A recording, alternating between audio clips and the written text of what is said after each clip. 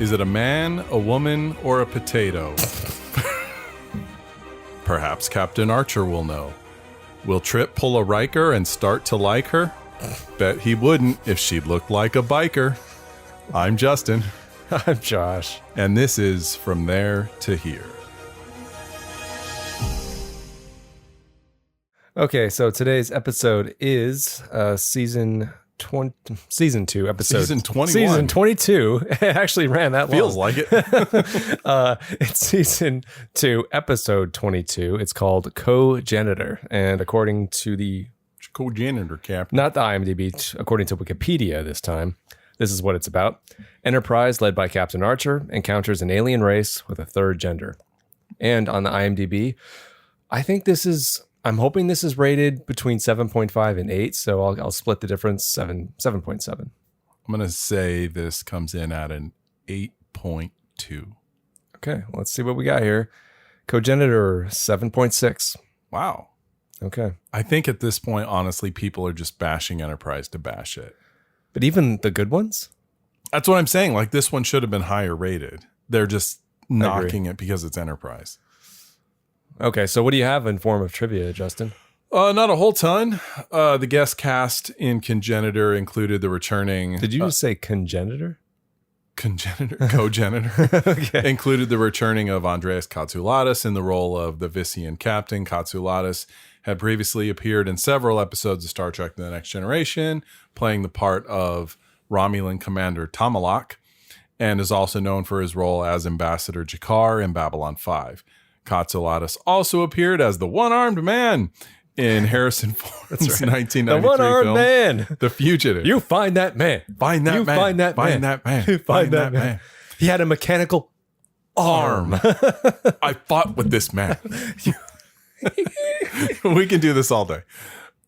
Shortly, sadly. Those are horrible cops, by the way. They did no investigation. Oh, they're god awful. Sorry. Okay. They convicted him that night. And you think my motive is that even though I'm rich, she was more rich and I'll get more that money? Makes me want to kill her? That makes no sense. My beautiful and leave wife. Evidence all over the place? Have you seen her?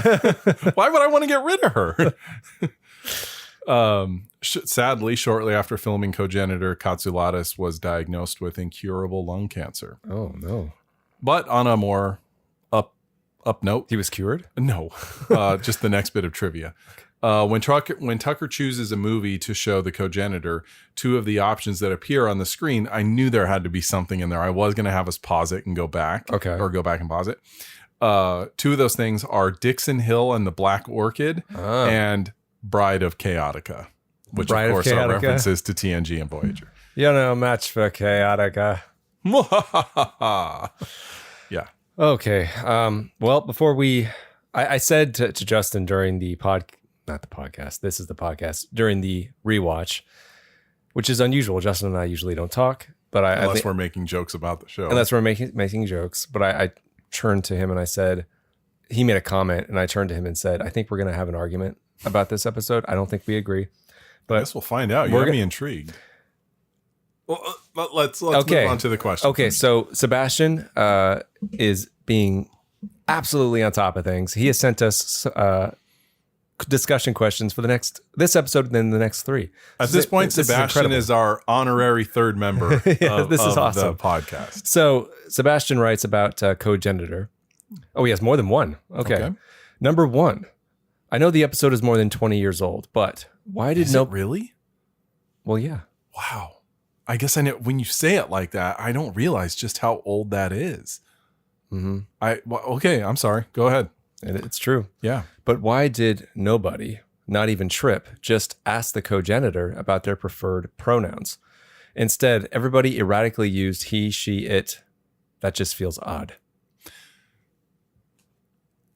Yes.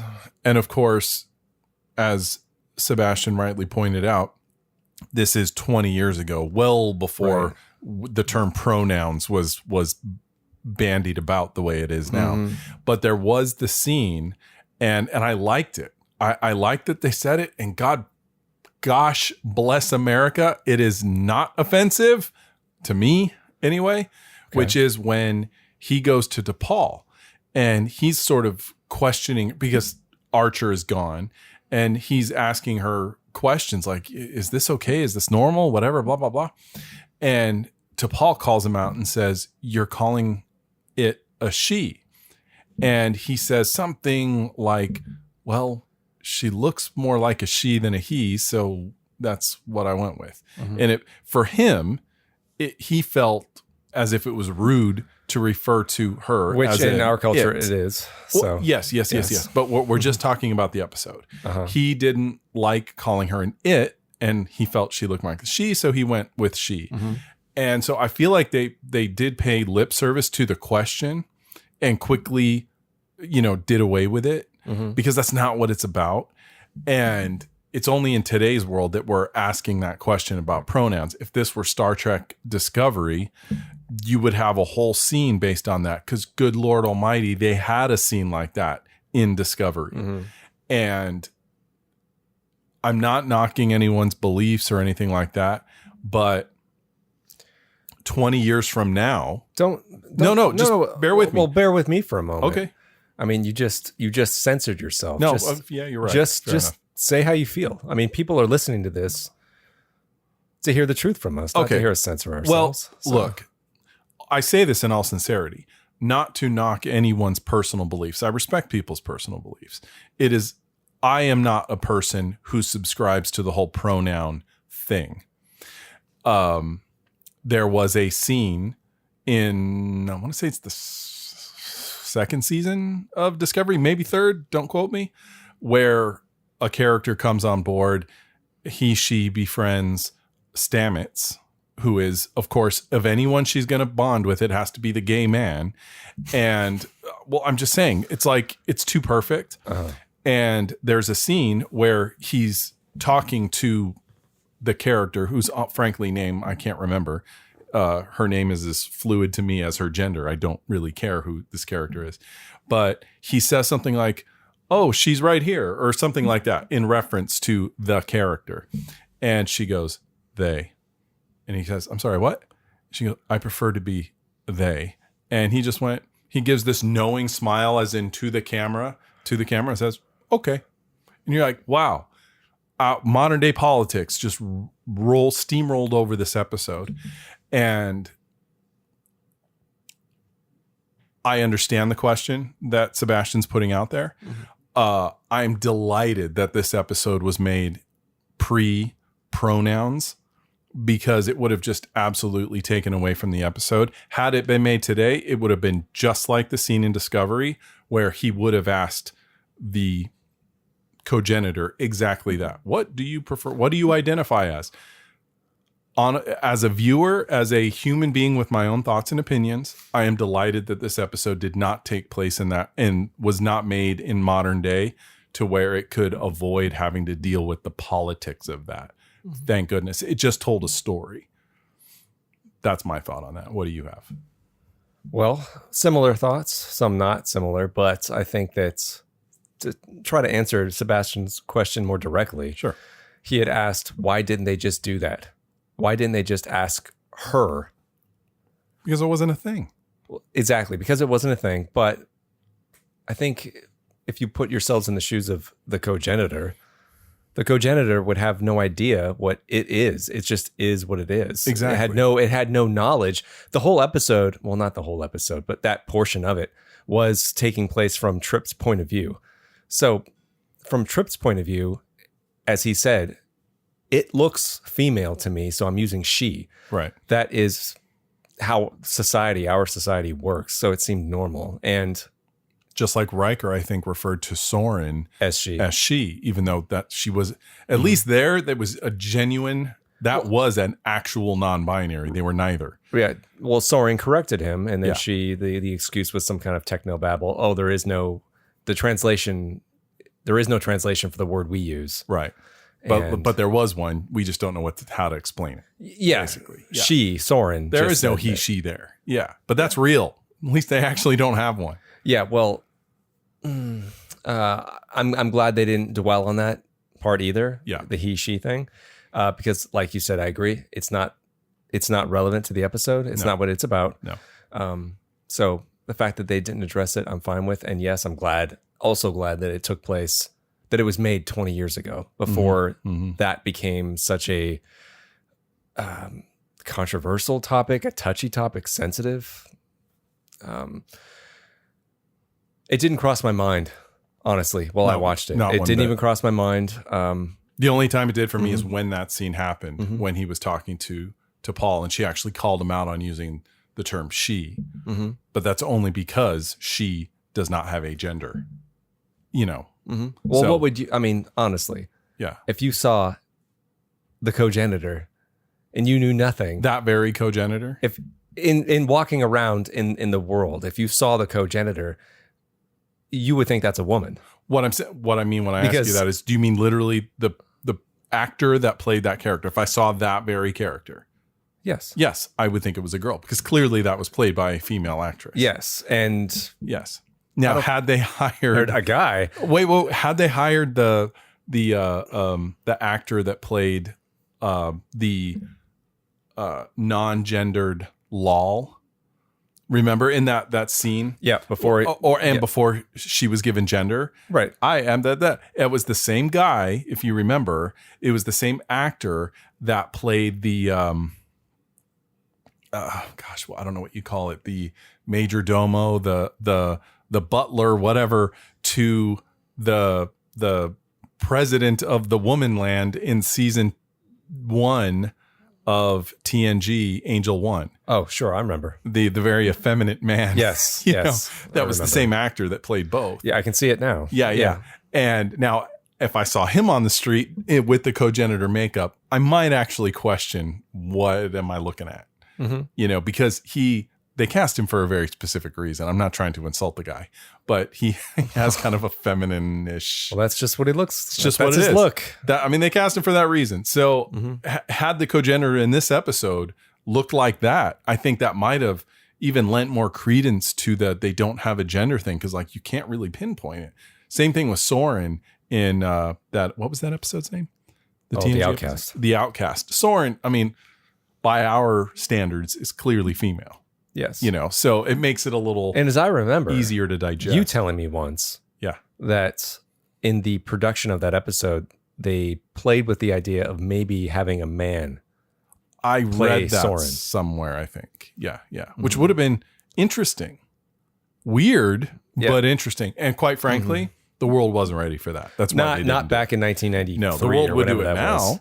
But they weren't ready for that then. That would have been, especially if they went with sort of a feminine looking man, that could kind of ride both. That would have made it interesting, more interesting. Well, I still don't think that, okay. I don't think that episode, it's not a great episode. No. Oh, The Outcast? No, it's not. But I still don't think, I think you're right. Yes, they would do that kind of episode today, that type. Oh, yeah. But not in that context, not with Riker.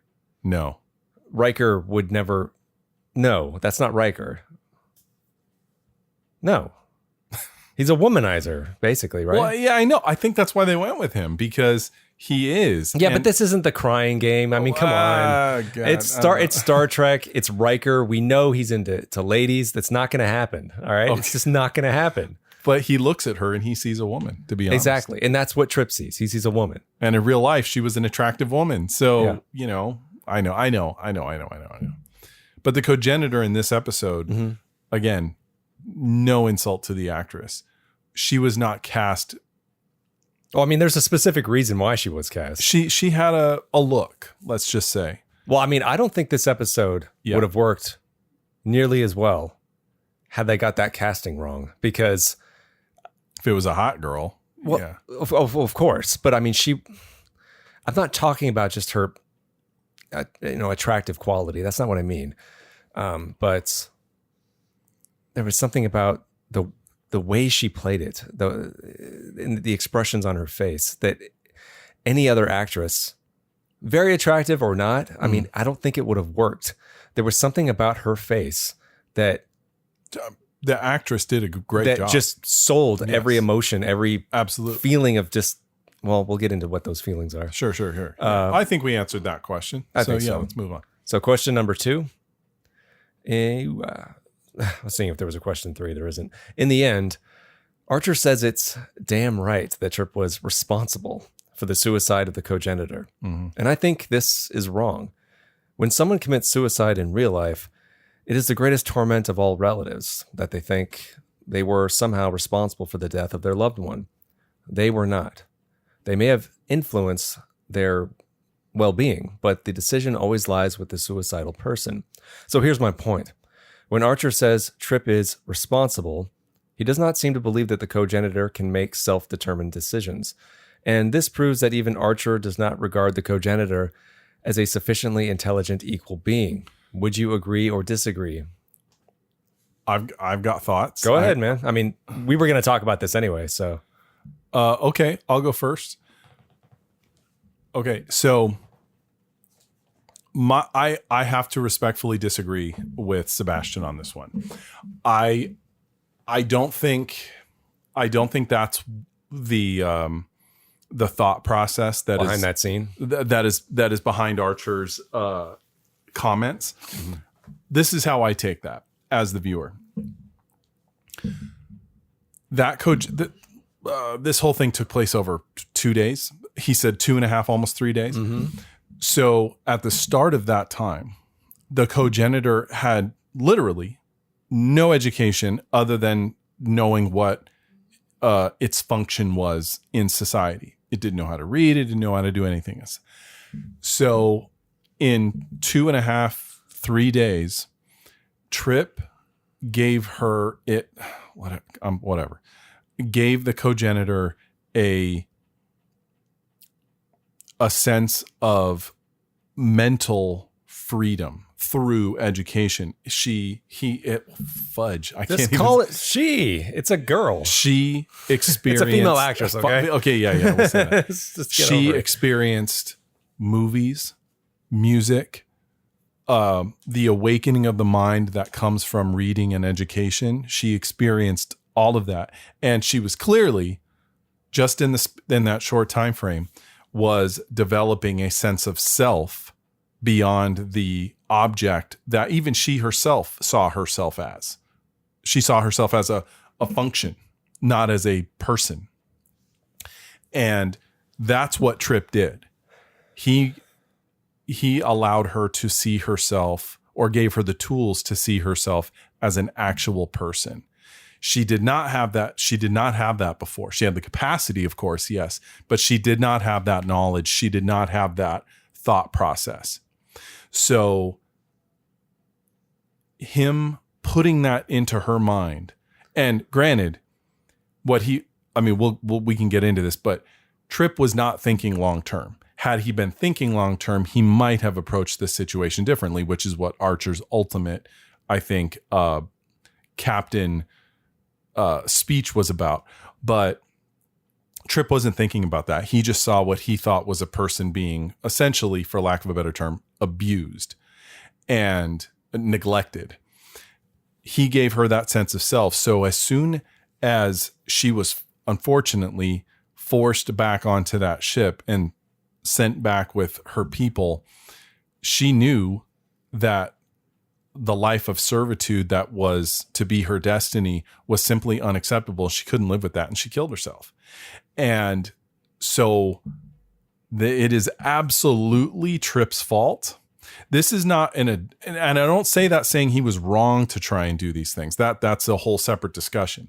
But I understand what Sebastian is saying. The act of suicide is ultimately a very selfish one. It's one that the person doing the act is doing to release themselves from what is most usually a pain that they simply cannot tolerate. They are not thinking about the pain they will leave behind in the form of their family, their loved ones, all of that. They are selfishly thinking only of themselves. And I am not laying any judgment on anyone who does that, because if something has brought you to that place, that is something I personally can sympathize with, but I can't truly understand because I've never done it. You know what I mean? So it's no judgment intended, but it is ultimately a selfish act, because there's always someone behind who will mourn your loss, the loss of you. So for us humans raised the way we are, we've lived our whole life with knowledge and understanding. And we know that. We know what selfishness is. We know what personal freedom is, personal choices, all of those things. So when we humans, when someone makes that choice to end their life, they do it knowing, whether they want to think about it or not, knowing that they will leave people behind hurt because of their actions. This cogenitor did not have that wealth of knowledge for her age. Let's say she was in her 30s. She was simply an object. She was only awakened to the reality of her life for a few days. She was essentially a child, a very intelligent one that was clearly able to grasp lots of information very quickly. But she did not have that knowledge that an adult, and I say adult, kids could do it and all that, but let's just think of adults that commit suicide. She did not have any of that. She didn't have the capacity to process that thought. Had she been with people like the people on Enterprise, they would have walked her through those emotions and helped her through it. The people on that ship had no interest in that. She was an object to them. They were not going to talk her down from her emotional awakening. They didn't care. So, in my opinion, Trip was 100% responsible for what happened. And I think Archer's disapproval of him was from that place, which is you didn't think ahead. Had she stayed with the Enterprise crew, never would have happened. But the odds that she would end up back on that ship were very, very good. And if Trip had thought about it, he would have thought, what is her life going to be when she steps back onto that ship into a world and a culture that will absolutely deny her the freedoms that she was just for a moment given? It would destroy her. It would make her depressed to the point of suicide. So I think that's I think that was the thinking of Archer when he berated Trip as he did and said, this is your fault. You're going to have to live with this. And I think he's right. Now, I'm not saying whether Trip was right or wrong, but at the end, he was responsible because of her background or lack of background and inability to process this newfound awakening that he just gave her. I shall step down now. Well, that's see, the thing is, I'm still of two minds about this episode. I still can't quite wrap my head around how I feel about it. And it's interesting for me because I thought I was very sure about this episode going in from what I've seen it multiple times. Mm-hmm. And I remember my feelings being pretty clear about it. But now I'm not so sure. I don't know. Before you go ahead with that, can you tell me what your feelings were before you sat down to watch it today? Well, as I remember, if I had asked you about it, what would you say? It had been a long time. So, but my impression of it was that Archer had absolutely made the correct choice and that Trip was absolutely in the wrong. I mean, and you had reminded me of that feeling I had, that initial impression I had when we were watching it. It's the first moment where Trip starts to cross the line. And he goes to their quarters. He goes to their quarters specifically to go talk to the cogenitor. Behind the back of the without telling him. Yeah. And you said something like, I think I went like, oh no, don't do it. You said, bad move or breaking the rules. And I was like, okay. And I had a different feeling about it this time. Because I think before I did think like that, I did think just, don't give yourself the Janeway Country Music Award here, Trip. He deserves it. But the thing is, we've got, I don't know if I'm straying away from the question or not, but we've got a person here, okay, a sentient being that is being abused. Right. It's not a matter of debate. This person is being abused.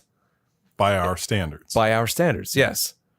And this is Star Trek. Right. This is not reality. It's Star Trek. But Star Trek is always one of the things it does very well, as you know, as everyone else mostly in this planet knows is that it is analogy. And this is allegory. Yeah, allegory, excuse me. But is this supposed to be maybe Western values versus something else? Is that what this is? But what would have happened if this were the United States and Mexico and cultural exchange there? And we see a Mexican woman being mistreated. From our Western standard, we see this as being mistreated.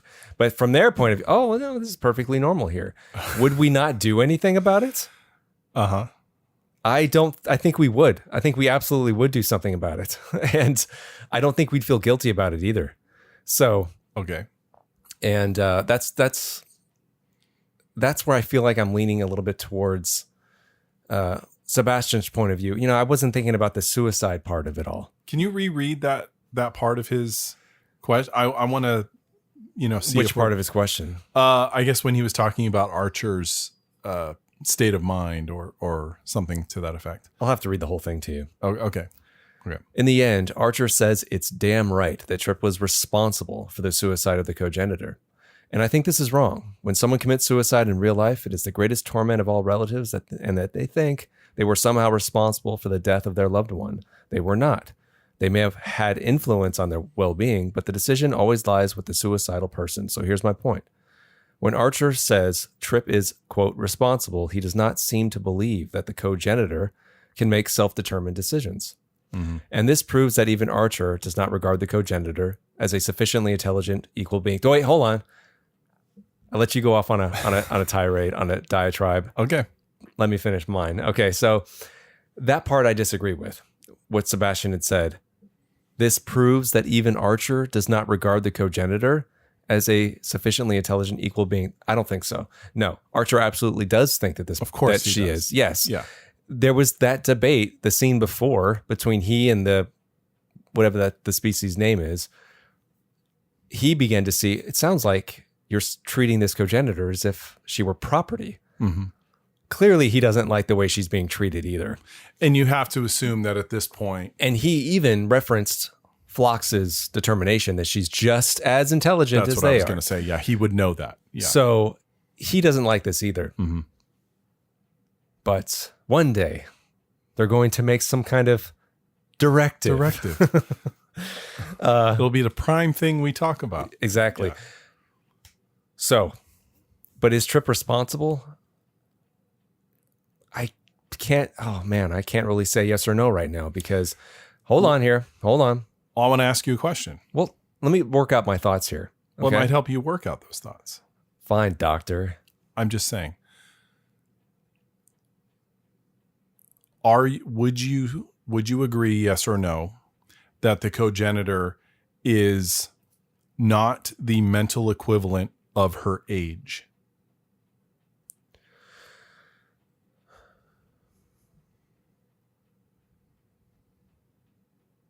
Mental equivalence? Well, mental emotional equivalent. Emotional equivalent? No. Okay. She's certainly made out to be mentally capable. Capable, yes, but equivalent? No. Obviously, clearly she's not an equivalent in either. She has the capability of being so, but she isn't. But does not actually have it because she's been time. Stymied over her life. Sure. Okay. So let me also ask you this. Do you think it is a fair thing in our society that men and women, males and females under the age of 18 cannot sign up for the military or sign up for medical procedures because they are not deemed mentally and emotionally it's fair. Developed enough? No, they shouldn't. Okay. So by that logic, is this Cogenitor capable of handling reasonably with responsibility to herself the information that has been awakened? No. Okay, you're obliterating what the debate of the episode is. It's about human rights. I mean, we're not talking about the right to get a tattoo or the right to go into the army. I said this at the top of my argument. I'm not debating whether or not Trip was or was not right in what he did. I'm not arguing that. I think he was right. But is he responsible for her death? that's a tricky word you're throwing on him, because responsibility, I mean, it almost implies forethought. And we both admit that he didn't have that. He did not plan ahead. No, that he was did not. obvious, and it's painful to watch. Yes. Because you know what's going to happen. You know he's going to screw things up, and you know it's only going to make things worse for the cogenitor, Right. and that's exactly what happens. Right. But Tripp's heart is in the right place. Oh, I don't think anyone would argue. Archer doesn't like what's going on. He doesn't like it either. So is he responsible? Saying that is almost saying like he pulled the trigger. And Some would argue he did. you know, if his motive were, I'm going to teach this person how to read and that their society is backwards, so they get so upset that they kill themselves, then he's responsible. Mm-hmm. That wasn't his intention. Of course not. But it is the result. I realize that, but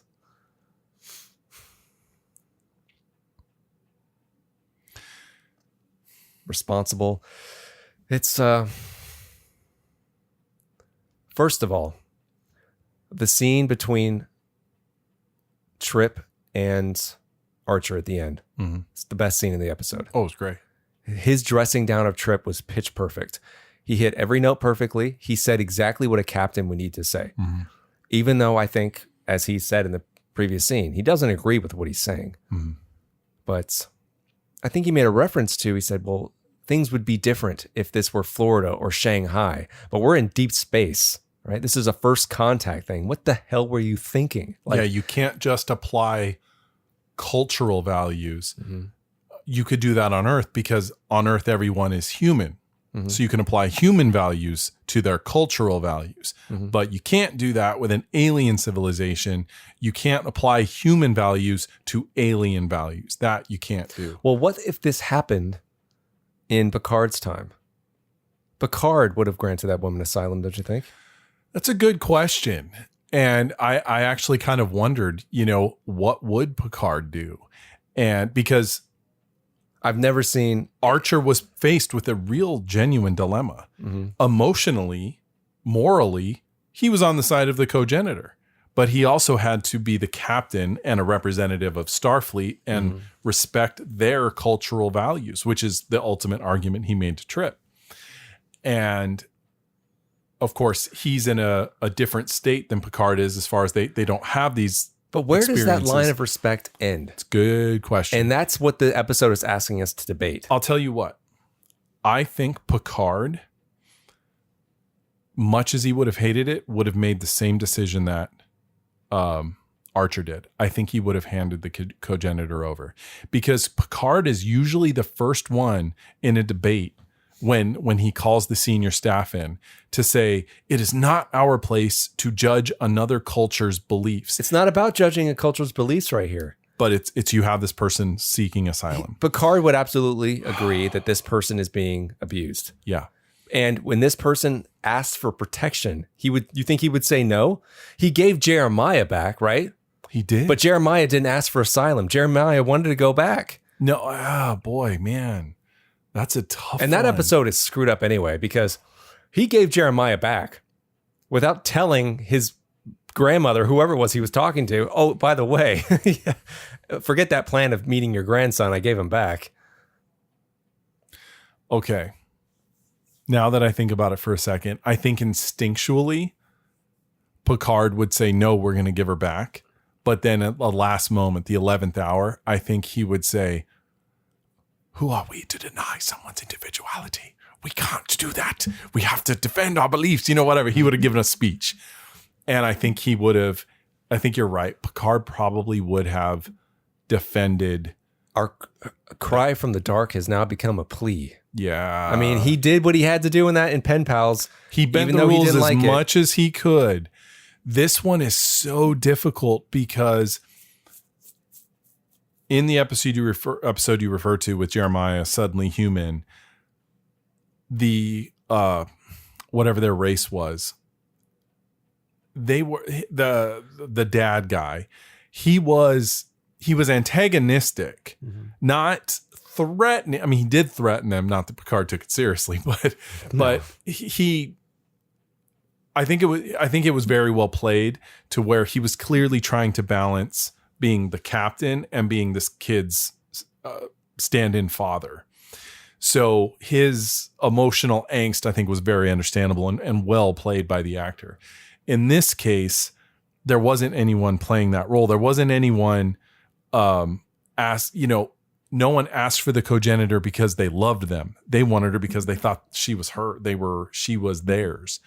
So Picard had the real pickle, and Jeremiah wanted to stay there. He clearly had an emotional attachment. There was so much to a decision like that. Not unlike the decision that Sisko had to face in Cardassians in season 2 of Deep Space Nine, where was it Rogo? Is that what I don't remember that one very the well. Cardassian boy that was left behind after the occupation, and he was raised by a Bajoran family to the point where he despised a Cardassian boy who was a teenager at this point, despised Cardassians because he was raised Bajoran. And when the Cardassian said, well, give him back. And the Cardassian guy said, well, he's mine. You can't have him back. And they had to have a little trial about it. And Rogo, something like that, he didn't want to go because he felt himself as Bajoran, essentially. And correct me if I'm wrong, Sisko gave him back to the Cardassians because they had every legal claim to take him back. He was Cardassian. And he had family there, not that this Rogo kid knew them or anything, but he actually gave them back. Even though it was painful, he didn't want to do it. As a father, it killed him to do it. But he felt obligated to respect the beliefs and as a third party, respect one culture's claim to a child versus another culture's step claim to a child. And it was a hard decision, and he gave them back. He gave him back. And it was hard. It was hard to see. And I thought that's what Deep Space Nine did so well. You know, they made hard decisions like that. And I think you're right. Picard would have made that fight. But Star Trek has made the argument the other way. You know, so I don't think there's ever a black and white answer. I think it's complicated. It's very, very complicated. Well, of course it's complicated, but in this case, in the case of the Cogenitor, I don't think it is. Let me ask you then, Captain Archer, what's your decision? Oh, I would absolutely keep the Cogenitor. And you would risk conflict and war? Fuck them. Okay. Absolutely. I respect your decision. Though the Cogenitor asked for asylum. She did. And I'm like, well, yeah, okay. I mean, even if I think it's going to cause war, I mean, it's my responsibility. I think as a viewer. And what would you do? I mean, okay. I'm going to answer that. This episode is asking you, like, if you're seeing a human being suffer, and be not a human being, if you're seeing a living being, let's say that a living sentient being, suffer, and be abused, treated suffering now, treated like property, right? No, not allowed to have no freedom. Mm-hmm. You're not going to do anything about it? Of course, I would do something. Okay. Now, if I was Archer, and I think that the episode can only be so long, but that the scene where Archer and I think it's Vissian captain come back and they find themselves both in that room, which is obviously the mess hall, and the Vissian captain is sitting there with the couple, and the Vissian captain Jakar, the one-armed man, says, because he is ever the nice guy.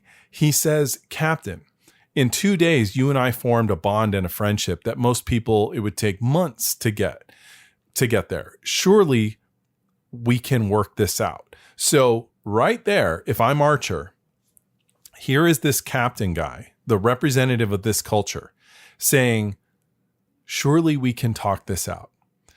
Archer, unfortunately, in the episode, does not take that opportunity as Picard would have. I think that's when, if I was Archer, this is what I would do. Is that insinuating that there's some form of compromise that would work? I don't know. But what Archer didn't do was sit down at the table, which is what I would have done.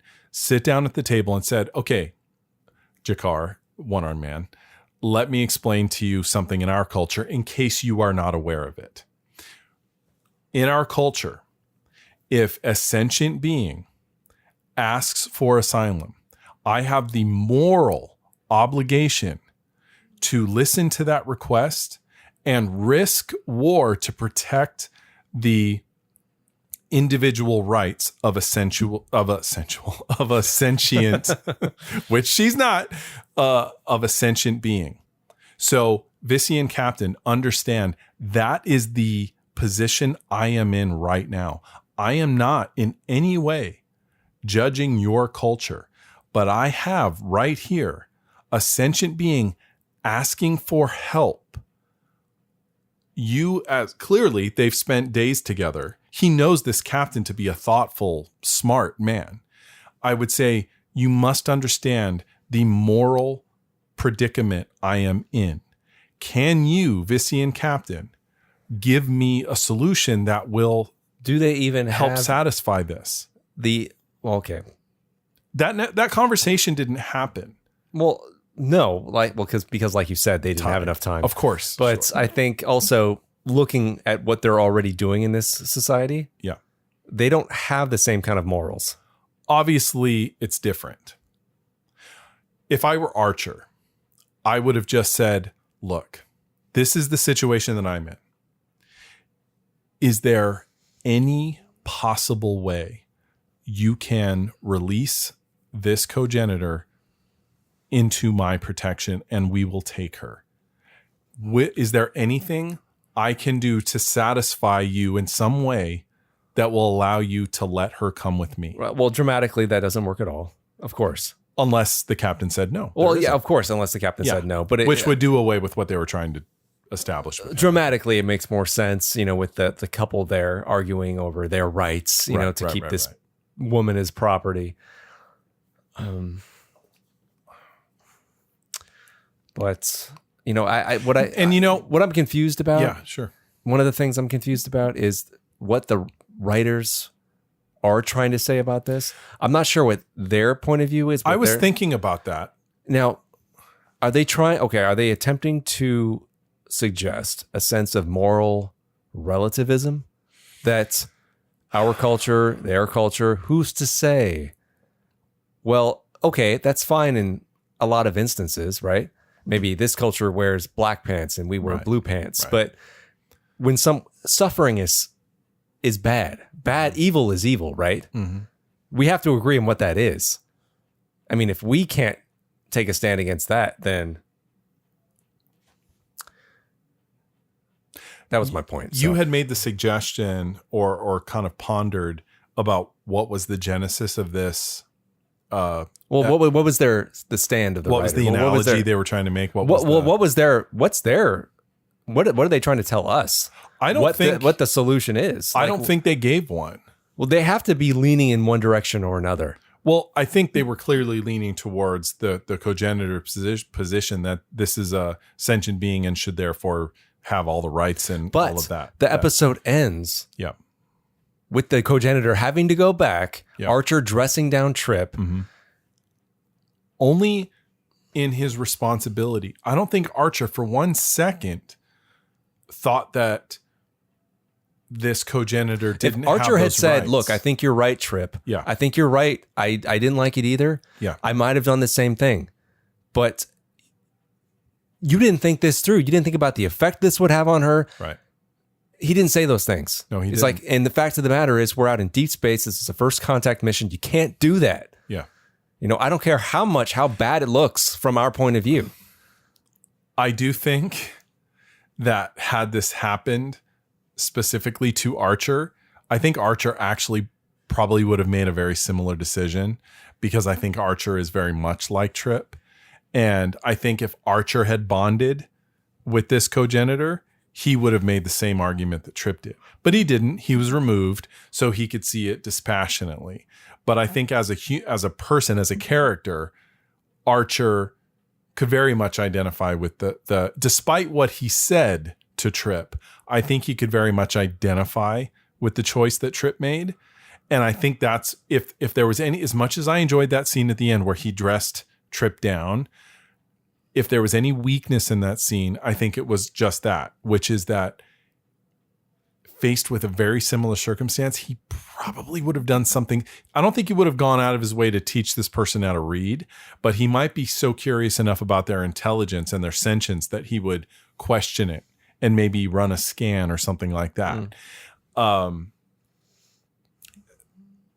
Case in point, look at the episode Dear Doctor. Oh, I've been thinking about that one. Interesting. Because here was that third species that had every capability, but was kept down by the rules of their culture and their society. It wasn't a third species. Well, whatever it was.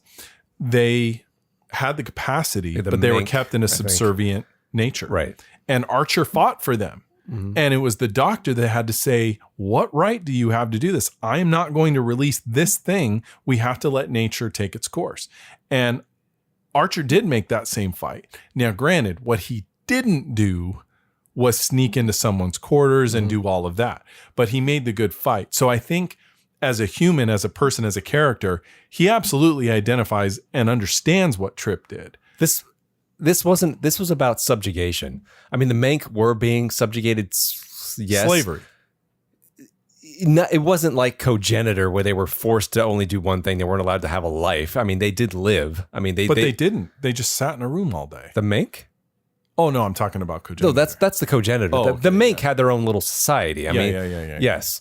The thing about that episode was that it wasn't about subjugation, like I just said. Right. It was about potential. Yeah, they had the potential to grow, to be more, and that's where the doctor came in and said, well, that could be nature taking its course. Right. This race is starting to die out. This race may be flourishing. I mean, we don't know.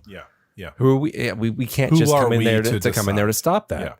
I mean, if the aliens in Dear Doctor had been, if they had kept all of these Mank in cells and didn't let them live, yeah, that would be a different story, completely different story.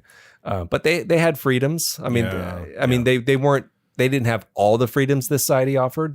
But the Cogenitor feels like it's being like held captive. I mean, this is dehumanizing. No, you're right. So, there is a difference between the two.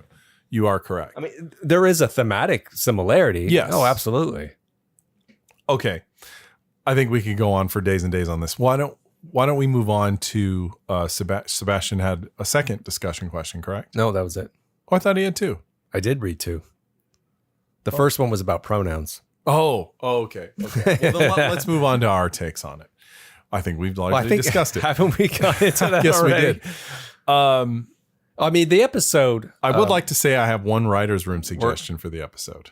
Oh, okay. Well, I didn't have any, but okay. I had one. Yeah. Because I feel like they grossly missed an opportunity here. Oh, okay. Was it about Malcolm? Yes, of course. Okay. So Malcolm has this thing going on with this alien woman. Very beautiful, tall alien very woman. Beautiful, who is clearly hitting on him. Very much so. And then straight up... So much so that... propositions him. Man, I wish women would make it that easy. And good Lord.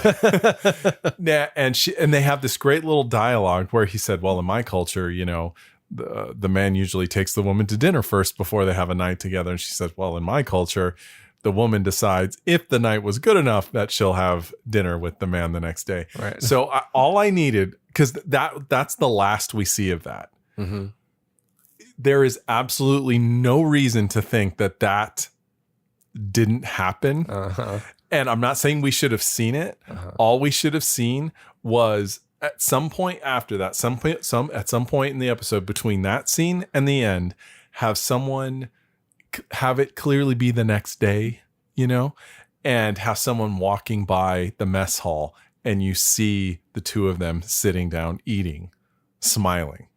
So it went well. Okay. That's it. Then that plot is resolved. Yeah, but you couldn't. All you have to do is show it. I know, but that the tonal shift in the episode would never have allowed that. I realize it got dark after that. Very. Like, unfortunately. But it ends with a suicide. You can't. No, I get it. But they set us up for that fun, cute thing. We should have had a resolution. I want to know that he got her. I want to know. I think we know that. I want to see them eating afterwards.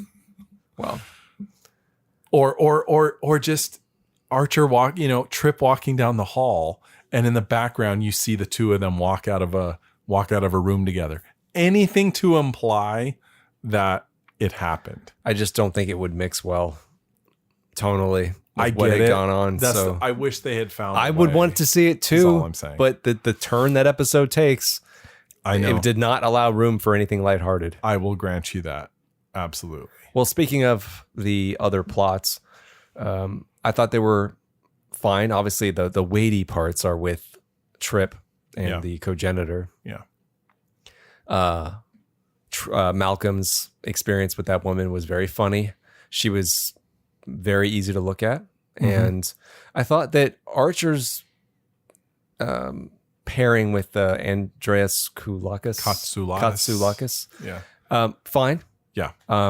Almost wasted in the sense that this guy is capable of so much more, but the actor. Yeah. Oh, yeah, right. But I mean, in terms of like thematically, what's going on between the two of them works, and so does the stuff between Malcolm and that woman. Yeah. In that it's all about first encounters, and they get along so well, and right, and like it's showing us like how well things can go during first contact, and then how wrong they can go in the other way. But thematically, like he and Andreas Katsoulakis, they're kind of thematically. I thought, well, they're surveying a giant star. It looked like, and they're in a little pod together. And as they do this surveying, they go deeper and deeper. Things get a little bit more chaotic, and so does the plot of the episode. I thought that was a nice little touch. They didn't put too much of a fine point on that, right? And so I like that. So even though those plots seem fairly inconsequential compared to the other one, I thought that thematically they were a fine addition. Oh yeah, I agree.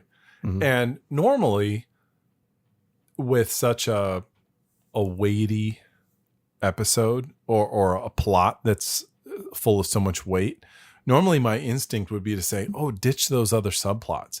But in this one, I feel like they rode that line very well. Mm-hmm. You have the frivolous one, which is Malcolm and the girl, which is just fun cultural differences. Right. Then you have two thoughtful men, representatives of their society, just being open and open to new experiences and new personalities and all that. And those two actors are just very good at what they do. So they were both very accessible. And it does provide a very three different perspectives on cultural differences and so on and so forth. Mm-hmm. And I don't want to see the deletion of any of those. I feel like I felt like the episode breezed right on by. It's a very smooth episode. Yeah. The only thing I missed was wanting to see that resolution with Malcolm and the girl. Yeah. I don't think the episode suffers for it by any stretch. Mm-hmm. I just, as a person, would have loved to have seen a little wink, wink to that. But just like you, I rewatched this episode multiple times over the years. Uh-huh. I knew how it ended, of course, and all of that. And I was somewhat curious as it played, what was I going to have a specific opinion one way or the other on? Because I knew Trip got dressed down and the way that he got down. And I remember Archer saying, I wouldn't have done this. I've given you the wrong impression, or so on and so forth. Even though I don't think he was completely accurate in that. He did what he had to do as a captain. But if you had asked me 20 years ago when I first saw this episode, was Trip responsible? I don't know what I would have said. I'll be honest with you. I don't know what I would have said. But I can tell you now, the experiences in life that I have had now, I do think Trip was responsible. Did he do the right thing? Yes, I think he did. Did he go about it the right way? 100% no. And he created a situation that didn't necessarily need to happen. But is he, at the end of the day, is he responsible? I think he is. If I was Archer, I wouldn't, just like what happened in the episode, I wouldn't have put a mark in his record or anything like that. I would have just said, you're going to have to live with this. Take this as a lesson. Well, did we gloss over one aspect of Sebastian's question? Did we? I was thinking about it just now when you were mentioning that, giving Trip responsibility. And he had asked in his question, or he had stated in his question, that the person committing suicide, they made that choice. Right. That's their decision. Yeah. Then so that person has that volition. They have that freedom to choose to do that. Yeah. No one else's choice but theirs. Mm-hmm. Later, he states that, well, Archer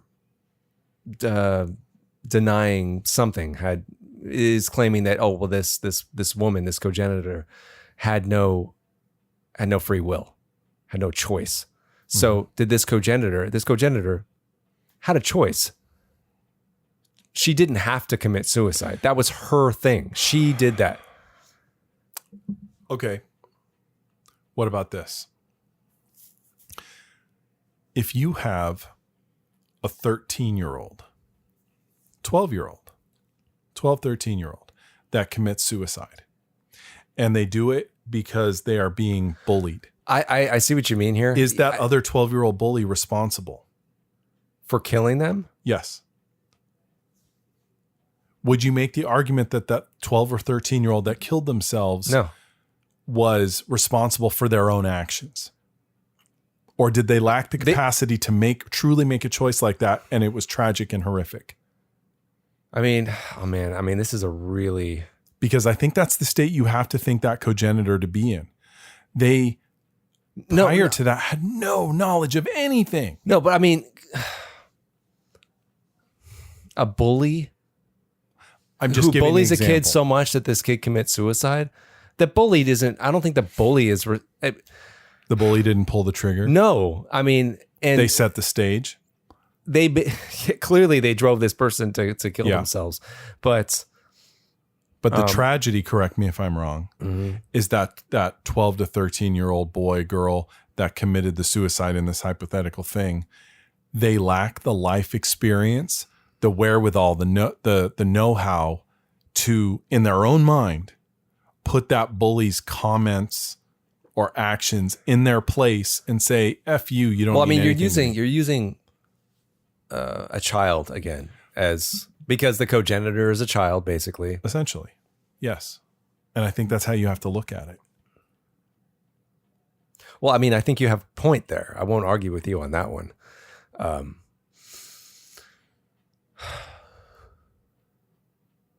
If the cogenitor, even though it's clearly an adult female, were a child, well, yeah, clearly.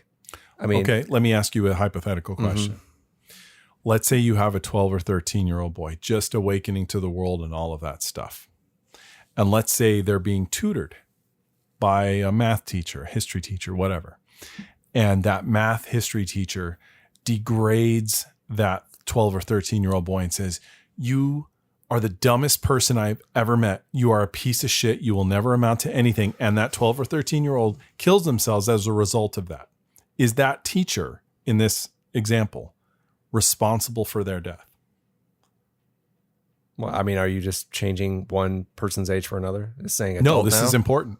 No, yes. It's an adult now? Yes, that is important. That's an important part of this story.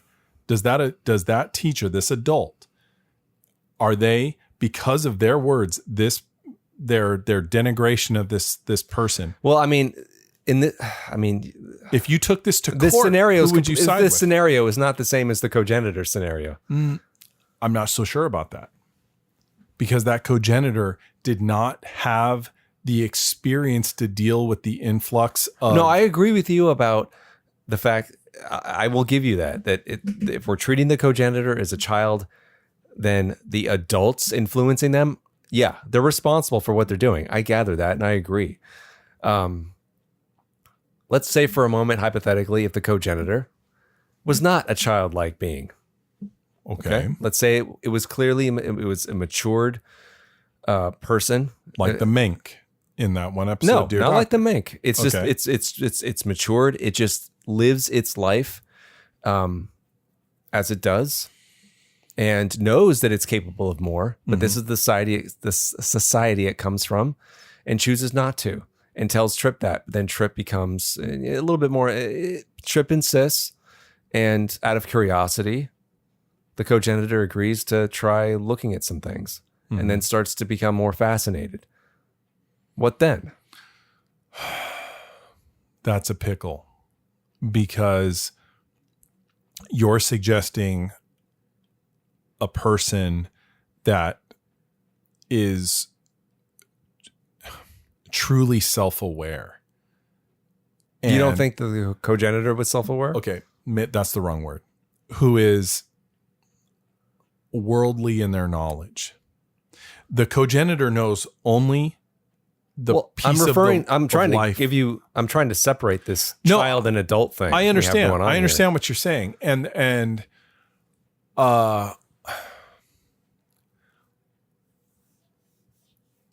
don't, if the episode presented the Cogenitor in that way, I don't know what I would think, but that's not what they presented.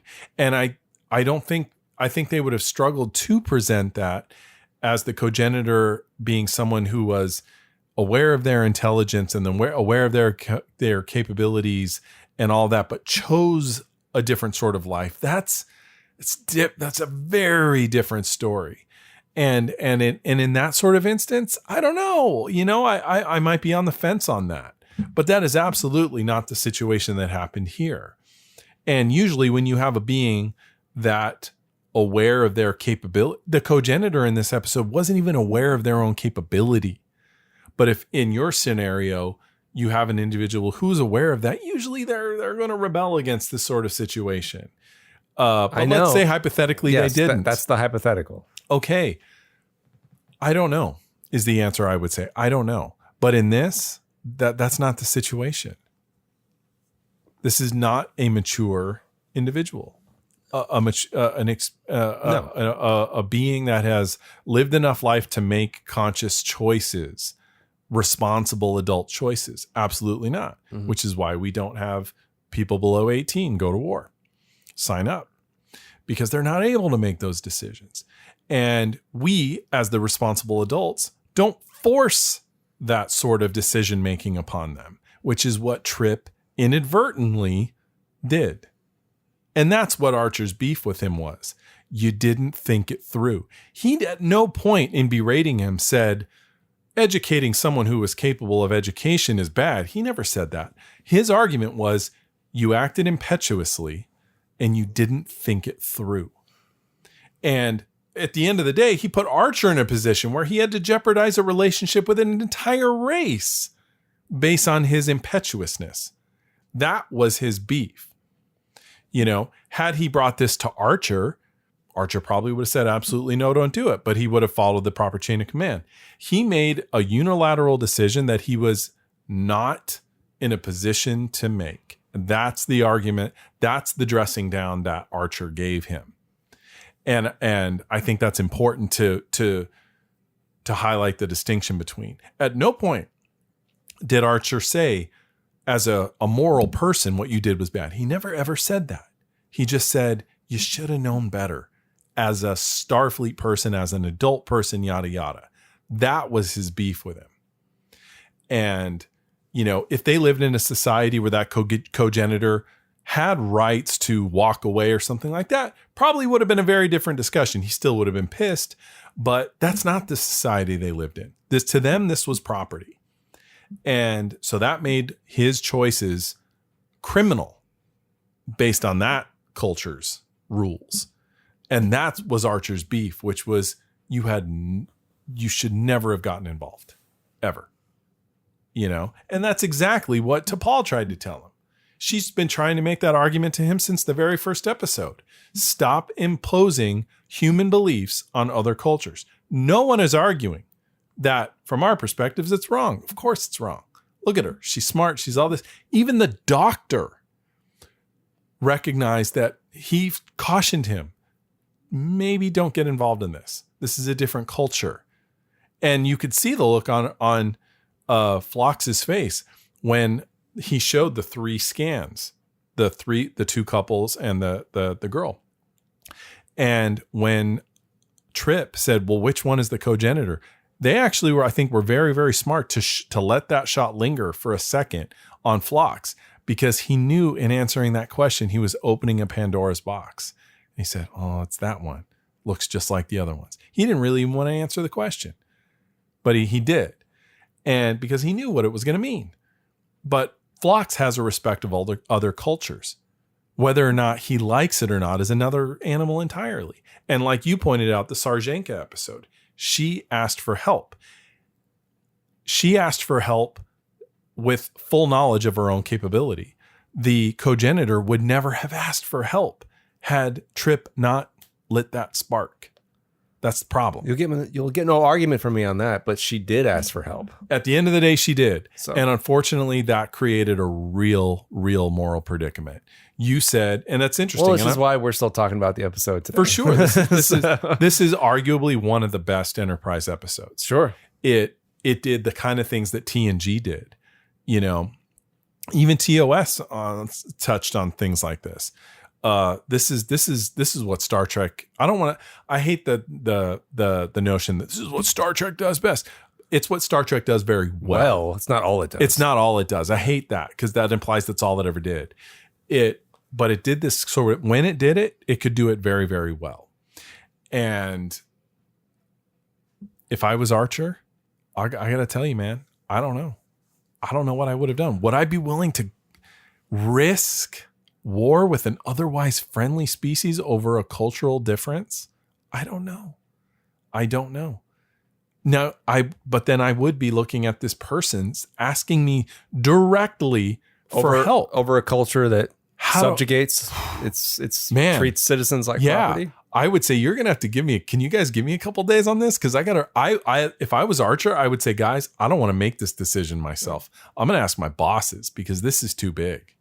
You know, that's a huge decision.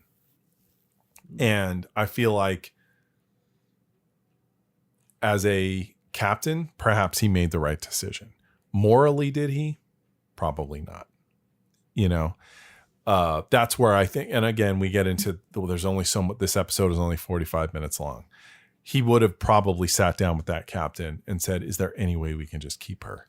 You know? Well, I think we're talking in circles now. Yeah. So to wrap up, woo. I think this is an A episode. Absolutely. I would give it an A. It's been a long time since we've given an A. Mm-hmm. There's been a lot of like kind of mediocre season 2 episodes happening lately. Mm-hmm. But this is Enterprise when it's firing on all 6 cylinders. Yeah, I think that it's a... Mm-hmm. It uses all of its characters right and situations well. And I think it's an A episode because we could talk about this all night. Yeah, you know? I'm trying to nip it in the bud because we're just I'm just making the point of it. I know. That's what this episode was. It's something that begs conversation, which is interesting. It does. It absolutely does. Yeah. So, and I don't think there is a definitive answer. I don't think you can say black and white 1-0. What's the right thing? I think I think there's going to be a lot of opinions. And I'm hoping I think they're all right. And I hope people write in about what they think. Mm-hmm. Definitely. I'd like to hear it. Did you have any trivia that you'd like to ask me about this episode? I felt like there was something as we were watching it, but I forgot it. I didn't write it down. I'm sorry. I have 2 things I can ask you. I thought so. Okay. So when they first when he meets Andreas Katsoulakis over the comm, when he's talking to him over the comm, he's asking Archer about the sun, something or other. Like, have you done such and such yet about it? Have you done this? He asks Archer, has he measured its rate of what? The star's rate of what? Radioactive decay. It's close. I'm guessing. I mean, it's in the right ballpark. Photonic decay? Something decay. No, not decay. Oh. Another scientific word. I don't know. Energy output. Have you measured its rate of nuclear synthesis? Ooh. Okay. I don't know. It looks big. During the mess hall scene between Malcolm and the female scientist. Yeah. They're eating Stinky cheese. Stinky cheese. Stinky. What is what Malcolm eats? Oh, she puts shit. I two know what pieces you're of cheese asking. into Malcolm's mouth. What was the first cheese? Damn it. What kind I of know cheese this. was it? Was it the same cheese from I don't know. Was from it? Mr. Destiny? I don't know. Was it it was like it's an important cheese. It's a big name. It's like Gouda, you know. Oh man. Can you give me the first letter? S. Oh shit. I know this. It's crap. I don't know. Stilton. Yes. And that is from Mr. Destiny. Thank you, Mr. Stilton. Yes. Yes. Thank you, Mr. Steuben, for that big hunk of glass over there. For anyone who doesn't know, Mr. Destiny is a very funny movie from 1990 starring James Belushi. Yeah, check it out. Did you have any awards you'd like to give? We already kind of highlighted the Janeway Country Music Award for sticking your nose in other people's business. And that, of course, goes to Trip. So that's it, honestly. Okay. Yeah, I didn't really have any awards. Did you have any? We should make one, though. An award for this? Yeah, I think we should make an award for like a horn dog award. Ooh. Okay. Because like the alien girl was horny for Malcolm. Uh-huh. The Deep Space Nine episode where the 3 Cardassian scientists come on and she's sort of hot for O'Brien and has to go, whoa, I'm married. And she was like, what? But she was totally, you know, she was onto into him. Yeah, she was totally into him. So there's precedent. Okay. So I think we should have an award for like a visiting scientist kind of a thing. You know, some sort of alien hot for you kind of a thing. Ooh. What would be good for that? Nothing's coming to mind. Yeah. Not off the top of my head. Yeah, I don't know. Well, maybe we'll have to think about that one. I think we should make one though. We should. Sure. Okay, I'll give it some thought. Even Voyager, you know, that alien girl was hot for Harry and she chemically made him nutty, you know. We should the Dauphin Award? I see where you're going with that. Maybe. Maybe we should give Harry an award though, because he had an alien that was hot for him, you know? Okay. The Harry Kim Get Lucky Award. How did you get this lucky award? I don't know. That's not. I don't know. I thought that was okay at least, but I'll spin on that one. Did you have any highlights, lines, or scenes that you wanted to mention? For me, it was the end. You know, I knew that scene was coming, and I remember enjoying it, and I still did. You know, where Archer dresses him down. Okay. Yeah. Only one line. I mean, there were so many good scenes. Only one line that I wrote down that I thought was kind of. Actually, you predicted it. Did I? Yeah. I have pictures.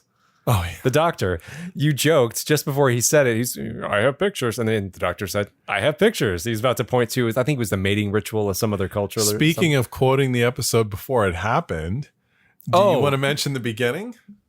Oh, okay. Well, this references an email. Because, yes. Do you want me to read the email first? I think you should. Okay, so going into some listener responses, we got an email from a new listener this week. This is great. This guy comes all the way from New York. New Yorkers. New York. We're on the other side of the country, by the way. But he says, this is his subject title. Yes, it is champing.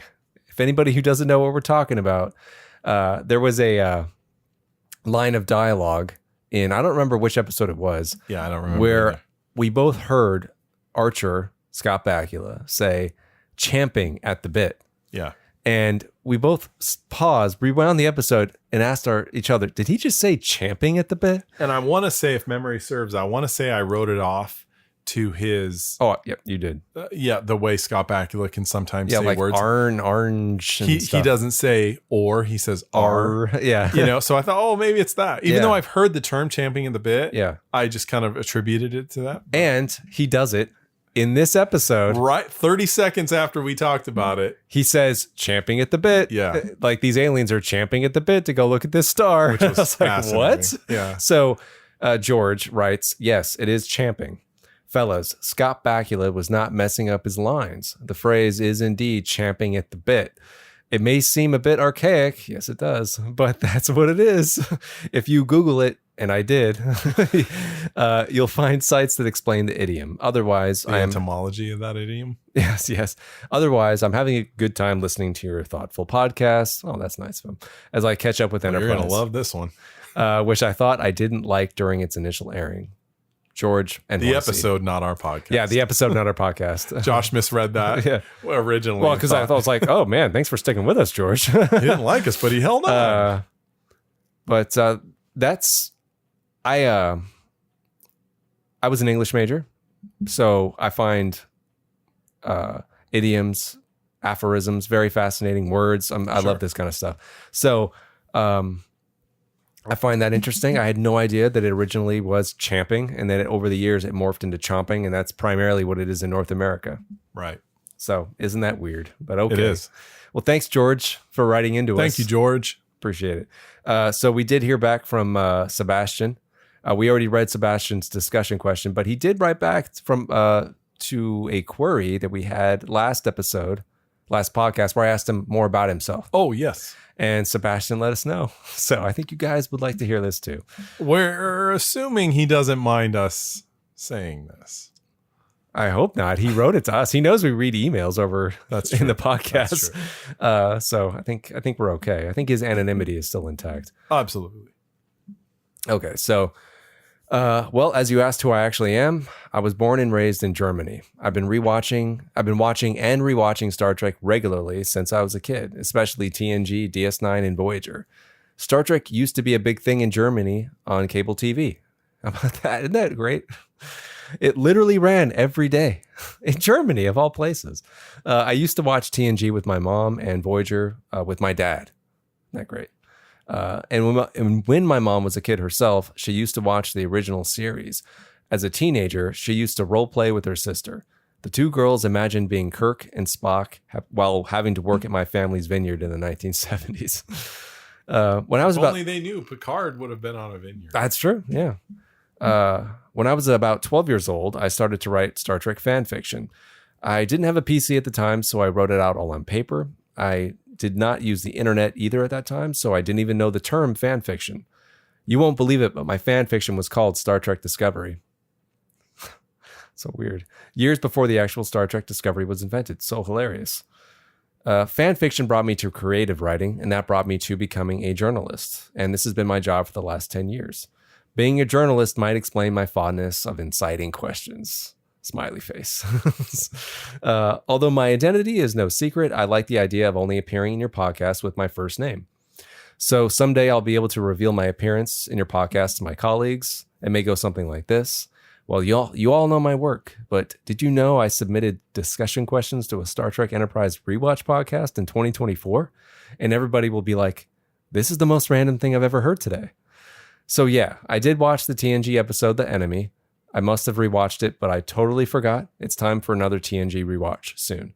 That last bit refers to what we had talked about in our previous episode when we were constantly referring it, whichever episode that was. He to gave the us enemy. a specific discussion question that made me wonder: had he seen? Well, this was to the breach. episode? The breach you had mentioned first. It's a lot like The Enemy. Oh, okay, and his discussion question and his writer's room idea were specifically his writer's room idea were very much like The Enemy as well. That's right. So I think that just proves the point that The Enemy did it very well. Yeah. So No argument there. Well, I think that wraps it up for listener responses for this week. But thank you for writing in. Always appreciate that. If you'd like to write into us, please do. It's podcastnx01@gmail.com. You can write in with discussion questions. You can write in with hate mail. Also, I do have a question for people. Justin and I have floated around the idea between ourselves of continuing the podcast beyond Star Trek Enterprise. Like when we're finished with Enterprise, will we continue on to another series? Maybe retitle the show, just have it be Star Trek in general? and maybe move on to the original series. We were thinking of going in chronological, Yeah, not maybe. chronological. Would that be the term? In this case, chronological? Yeah, chronological order. Not air order, but in order of the Star Trek universe, Yes. TOS would come next. In-universe chronological. And when I say TOS comes next, we are ignoring New Trek. We're talking about Trek that ended with Enterprise. That's all we ever count. Yeah. Yes. We're talking about So- classic Trek. Yeah, so we thought about it, and if there's interest, Let us know. we might. Who knows? I mean, we're reaching the halfway point now with Enterprise. So believe it or not. So we've been doing this for almost a year. Yeah. And I can't believe we've kept it up this long. It's we're almost at the end of season 2. I know, we're almost there. It's incredible. And also thank you to Kyle Cullen on YouTube for continually to listen and comment on every episode there. That's awesome. Thank you very much. So what's coming up next? Regenerations. Okay. Not regenerations. Regeneration. Well, I know what that one is. Borg. I don't know if I'm excited for that. You know, one. I got to be honest. I mean, I know the premise of the episode, but I don't remember a lot of the details. So this will kind of be new. Well, I'm I'm a little fuzzy on the details, Yeah. but I'm feeling kind of lukewarm about it. We'll see.